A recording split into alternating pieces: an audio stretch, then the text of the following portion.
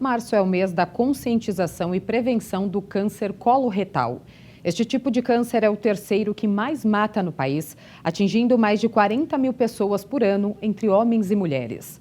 O Março Azul busca alertar a população para a prevenção e diagnóstico precoce. Quase 30% de todos os cânceres de intestino podem ser evitados através de uma alimentação saudável, a prática regular de atividades físicas e até mesmo a não ingestão de bebidas alcoólicas. São algumas das ações preventivas para evitar casos e mortes também. Eu converso agora com o médico Marcelo Averbati, que é presidente da Comissão de Ações Sociais da Sociedade Brasileira de Endoscopia Digestiva, a SOBED, e coordenador do Núcleo de Prevenção do Câncer Coloretal da Sociedade Brasileira de Coloproctologia. Obrigado pela atenção conosco, doutor.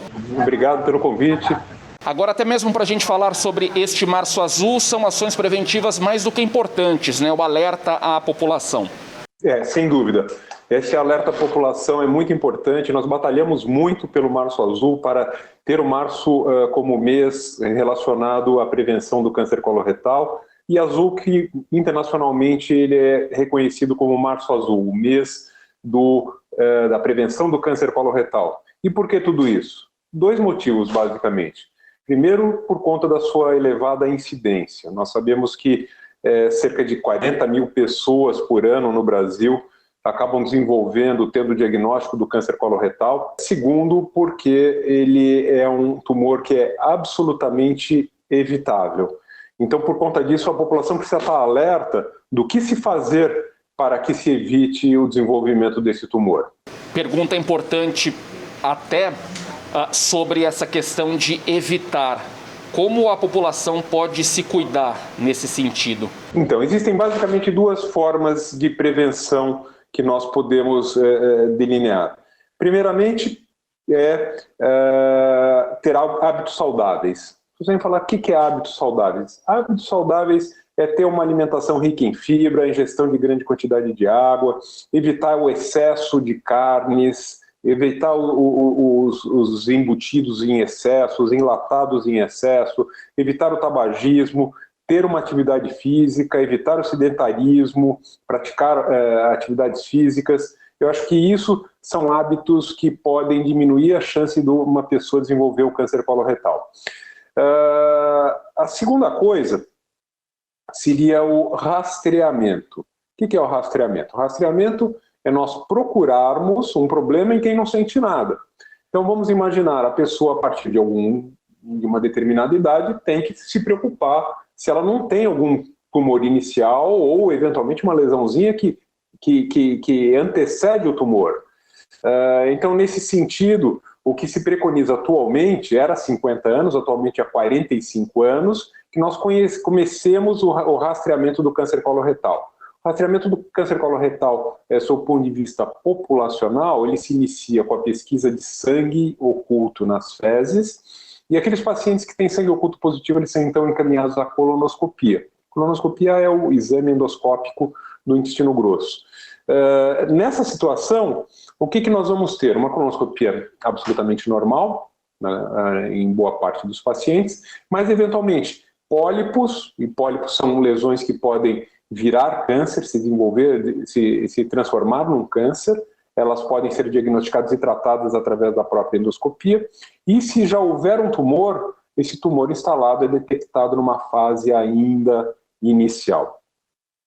Eu gostaria também de falar um pouquinho a respeito de uma coisa que eu julgo muito importante, que é o reconhecimento de sintomas. Não é infrequente no consultório o paciente chegar aqui e falar: doutor, eu vim aqui no consultório porque eu estou tendo um sangramento e é decorrente das minhas hemorroidas.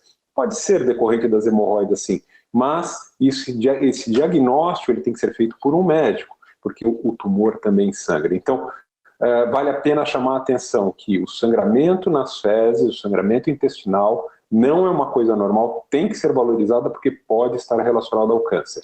Outras coisas são alteração do hábito intestinal, diarreia, obstipação, às vezes a alternância diarreia, obstipação, dor abdominal, perda de peso, anemia, fraqueza, enfim, isso tem que ser valorizado porque é a chance de se fazer um diagnóstico no momento em que o câncer ainda é curável. O senhor falou muito sobre as causas, né? Os fatores de risco também são basicamente estes, ou tem algo genético, enfim, relacionado a outro tipo de causa? Tem sim. Na verdade, o câncer ele se envolve basicamente as custas de dois fatores. Um é o genético e o outro são os fatores ambientais que nós mencionamos. Isso significa que aquelas pessoas que têm um antecedente familiar de câncer na família têm que ter uma vigilância dobrada. Então, o início do rastreamento em quem tem, por exemplo, um membro em primeiro grau com câncer coloretal, ele se inicia antes do que aquela pessoa que não tem esse antecedente familiar, justamente porque são as duas mãos para o desenvolvimento do tumor. Agora, doutor, em relação ao tipo de câncer, né, aos tipos de cânceres, na verdade, né, no plural, esses cânceres de intestino, eles podem, de certa forma, eles são mais frequentes em homens ou em mulheres, ou há uma igualdade? Eles pegam ambas as populações, homens e mulheres, e nós temos cerca de 20 mil e poucos homens, 20 mil e poucas mulheres que foram diagnosticados com câncer em 2020. Eu falei 20 mil, né? 20 mil. 20 mil homens, 20 mil mulheres que foram diagnosticados com câncer em 2020. O que é muito interessante é que, tanto na população masculina quanto na população feminina, o câncer coloretal é o segundo em frequência. E se você me perguntar, e na população geral? É interessante que na população geral ele é o terceiro. Ele perde para mama e próstata, então ele é o segundo, perdendo para a próstata na população masculina, e ele é o segundo na população feminina, perdendo para a mama.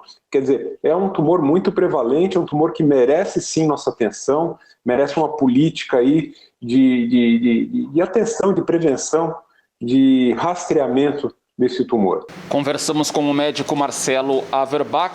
Obrigado pela atenção conosco aqui no Jornal da Câmara, doutor. Eu agradeço bastante a atenção e espero que vocês possam nos ajudar com essa bandeira importante. Muito obrigado.